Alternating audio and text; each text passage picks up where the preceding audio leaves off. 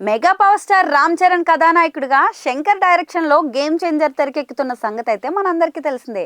ఇప్పటికే షూటింగ్ పనులన్నీ పూర్తయిపోయాయి. Patch work అయితే జరుగుతోంది. పోస్ట్ ప్రొడక్షన్ పనులు వేగంగా జరుగుతున్నాయి. సంక్రాంతి కానుకగా ఈ చిత్రాన్ని జనవరి 10న రిలీజ్ చేస్తున్నారు.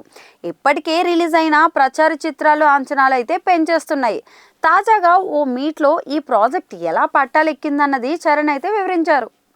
ట్రిబుల్ ఆర్ షూటింగ్లో ఉన్న సమయంలో శంకర్ నుంచి నేరుగా రామ్ చరణ్కి ఒక ఫోన్ వచ్చిందట. ఆ ఒక్క ఫోన్ కాల్తో చరణ్ సినిమా చేయాలని ఫిక్స్ అయిపోయారట. ఆయన నుంచి ఫోన్ కాల్ రావడమే కష్టం, అలాంటిది అవకాశాన్ని ఎవరు వదులుకుంటారు అని వెంటనే ఓకే చెప్పేశారట. ఆ సమయంలో ఇంకే విషయం ఆలోచించలేదంట.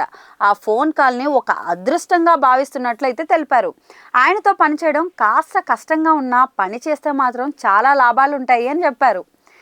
అలాగే సినిమాలో తండ్రి కొడుకు రోల్ తానే పోషిస్తున్నట్లు తెలిపారు.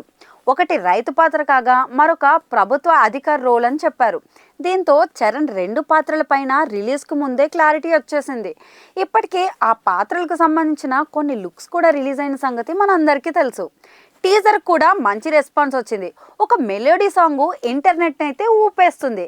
ఇక మరికొన్ని పాటలు రిలీజ్ కావాల్సింది. ఇంతవరకు శంకర్ తెలుగు సినిమా కానీ తెలుగు హీరోని కానీ డైరెక్ట్ చేయలేదు. తొలిసారి ఆ ఛాన్స్ కేవలం రామ్ చరణ్కి మాత్రమే వచ్చింది. అప్పట్లో సూపర్ స్టార్ మహేష్కి ఆ ఛాన్స్ వచ్చింది, కానీ అది రీమేక్ సినిమా కావడంతో మహేష్ అయితే అంగీకరించలేదు.